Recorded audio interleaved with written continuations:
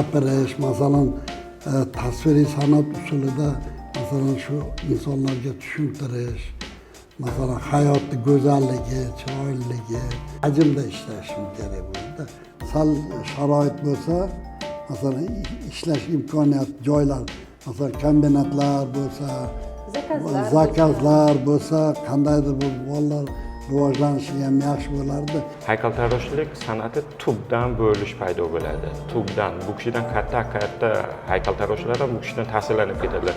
Bu kishi ilk marotaba o'zbek tasviriy san'atida haykaltaroshlikda sotsializmdan chekinib, Surxondaryoning qadim zaminlari tarixidagi Darvozatepa va hokazo asarlardan ilhomlanib, uni qayta g'arb renessansi bilan zamonaviy uyg'unlashtirishni boshlaydi. Haykaltaroshligi ishini yengillatadi birinchidan. Chunki уже haykaltarosh loyda emas, kompyuter ichida o'sha haykalini yasaydi, haykalni yaratadi. Ularda ishlagan mana o'quvchilarim qo'ydi, mana Botir Zokirov.